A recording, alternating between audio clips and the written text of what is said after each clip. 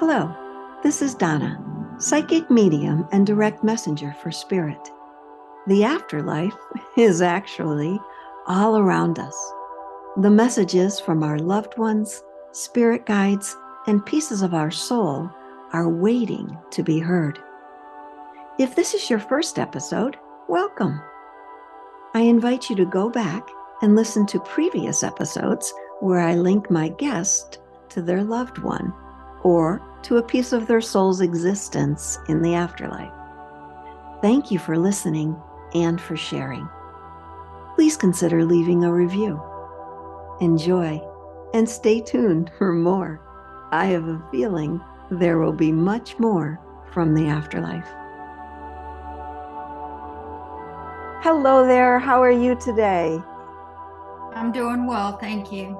Thank you for being here and allowing me to read one of your past lives to see how it might connect to this life and how we can help with that. Would you state your first name and the phrase, "It's a beautiful day"? Barbara, it's a beautiful day. Barbara, the first thing I'm noticing is you as a woman out in this field, and there's a wall in front of you. The wall is only about belly height. It's not that tall, but if you look to the right and the left, the wall extends pretty far on both sides. That interpretation to me means right side masculine, left side feminine, which means although there might be some blocks, which would represent the wall, there's also some balance because both sides, if I look left and right, both sides are of the same height. So to me, that means balance. Just a yes or no, Barbara. Does that make sense, what I said to you?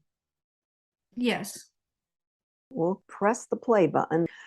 It seems that in this lifetime, you stood at the wall without jumping over, without climbing over, without deciding to break through it.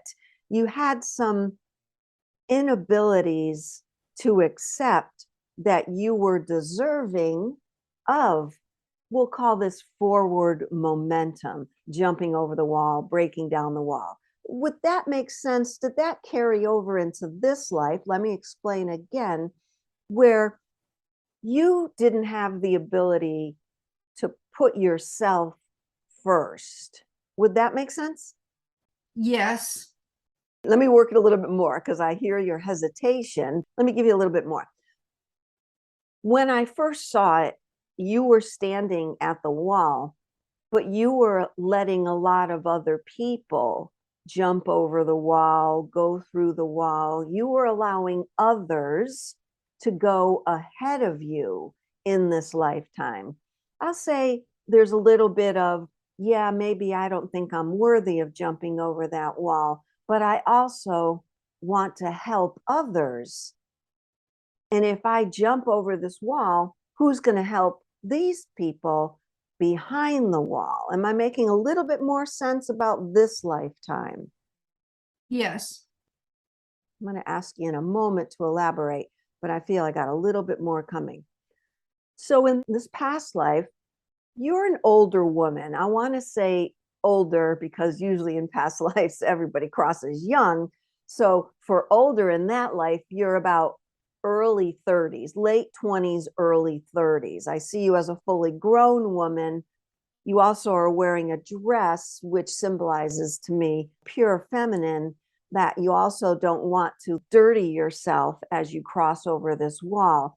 You're very pure in your form in this past life.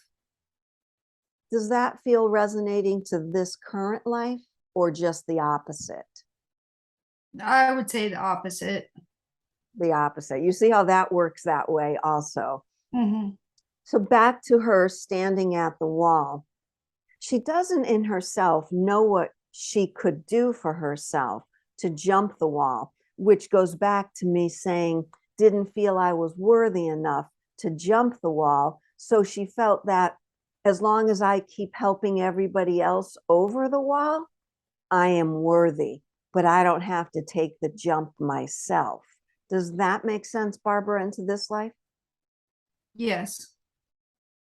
She's very open. She's very loving. She doesn't pull people along. She waits for them to reach the wall. This is all metaphor, right? You understand that.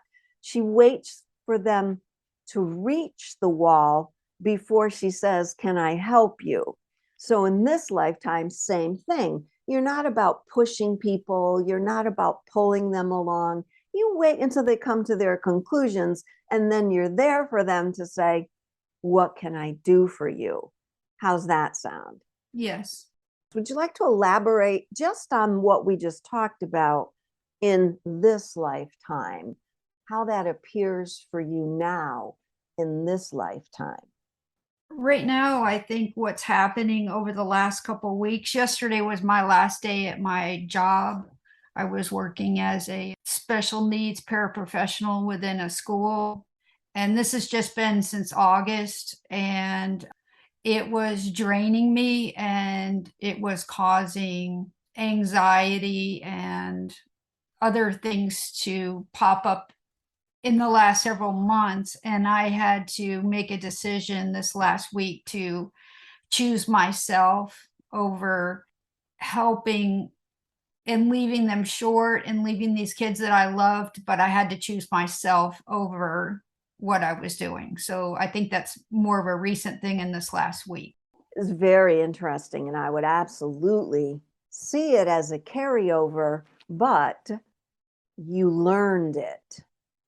You didn't take that last life into this one, because I don't know previously. I'm listening to you saying more recently. I don't know how previously it might have carried over into your younger days, because the reason that this past life woman shows up at the age she does also has something to do with the age, that age when you were in this life.